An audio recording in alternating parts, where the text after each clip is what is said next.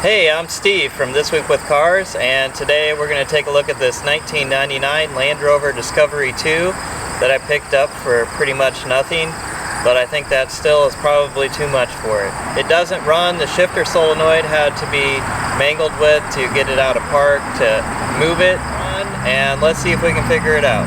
Okay, let's take a look inside this thing. You can see I've cleaned it up a little bit since the previous video where I ran the ozone generator in here to make it actually so that you could stand to be in here. Let me grab the key.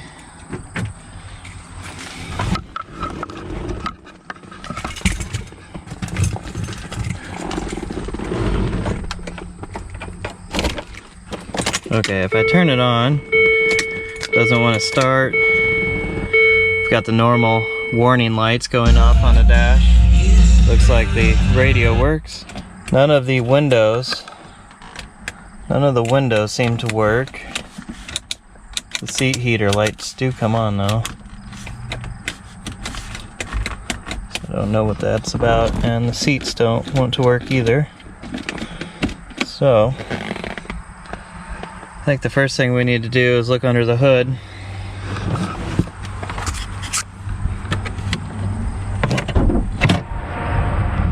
Okay, under the hood,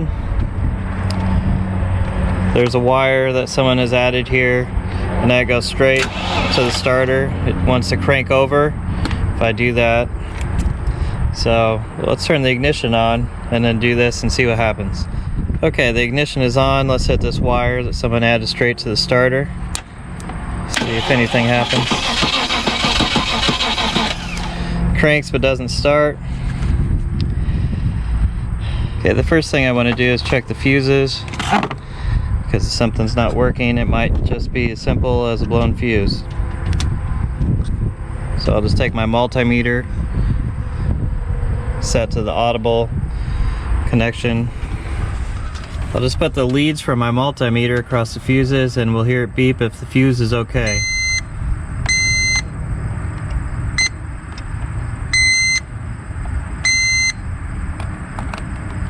Okay, there's a bad one right there.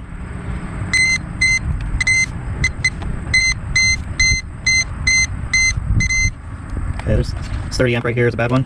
Let's pop that out. Now let's see.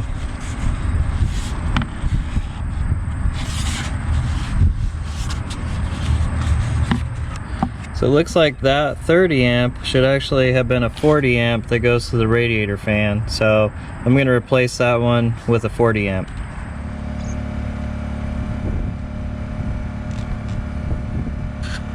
I've checked all the fuses under the hood.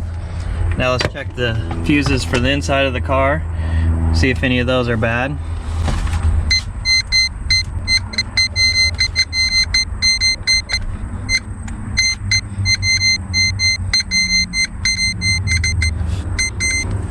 Okay, all the fuses inside the car look good.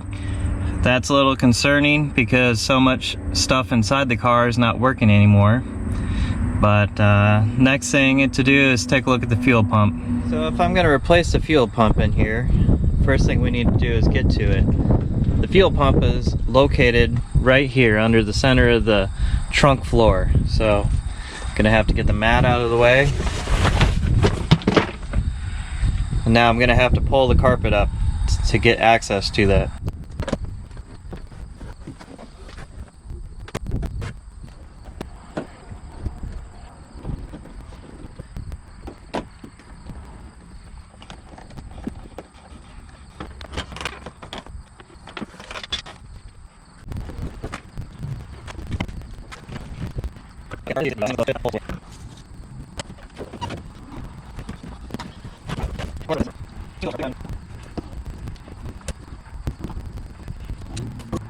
This truck uses the pump with the early style connector. The later vehicles will not have any of this right here. So I disconnected all the connectors and went to disconnect the fuel line, and a bunch of fuel sprayed out. So I'm wondering if the pump actually is working. I'm going to turn the key to on and see if it pumps any fuel back here. Okay, to get the fuel pump off, You turn this ring, which locks it in there. And then just pull up on it. It should pop up. Sealing ring here. There we go. Looks like the float got in the way. Looks like there's plenty of fuel in it, so that wasn't the problem. Here's the new fuel pump assembly with float. And I also bought one of those sealing rings as well. Okay, and compress the spring down. Need to get the fuel line out of the way.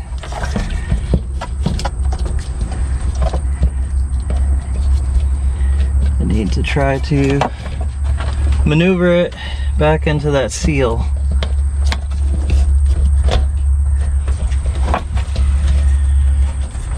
And of course it's pushed the seal again.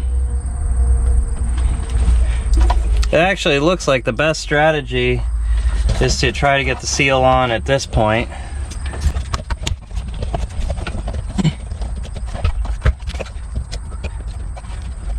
Okay, I think it's in the seal. Looks like I need to rotate it slightly there to get this tab over here to line up. And it's down. Now I need to take the locking ring and put that on.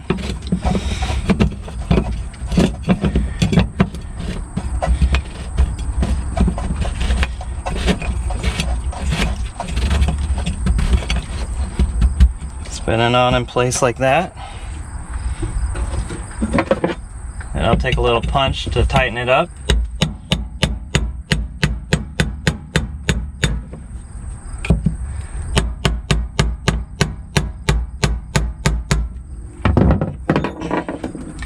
And reconnect the hose and wiring.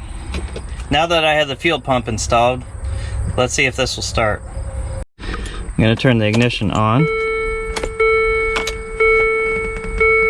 Don't really hear anything different than before.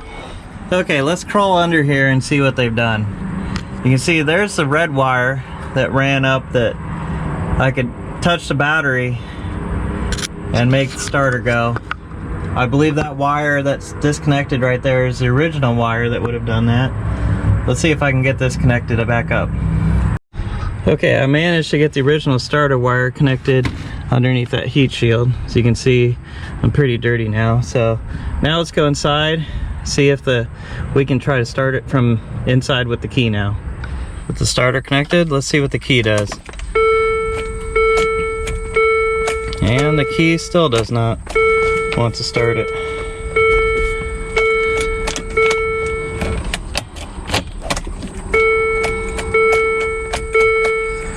Okay, the status of things now is I'm sure that it's not starting because it thinks it's in the wrong gear.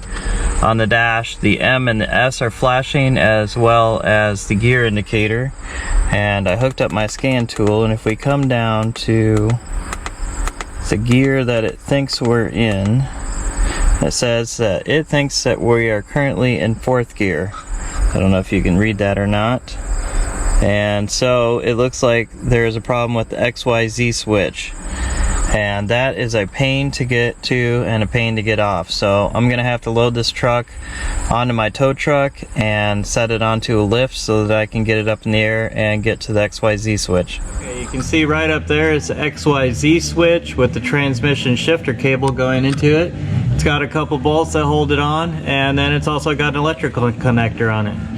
Okay, here's the transmission gear indicator switch. To repair this, I need to drill these rivets out so that I can take this apart.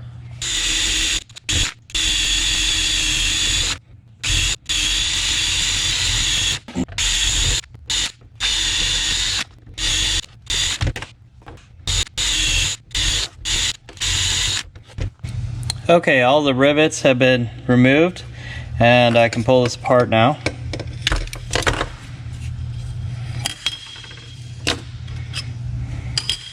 Inside you can see a bunch of switches that activate as it moves through the gears. So I fiddled with the XYZ sensor a bit and put it back in the car, and then I went onto the forums, asked for some advice.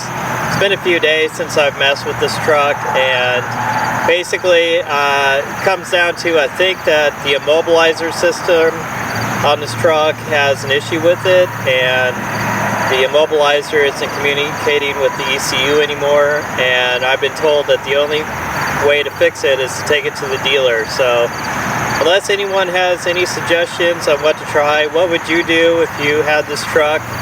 Would you take it to the dealer and have them fix it? Is there something else that could be done to get this thing running? Let me know in the comments below. But for now, I'm just going to leave this here, and maybe someday I'll get back to it.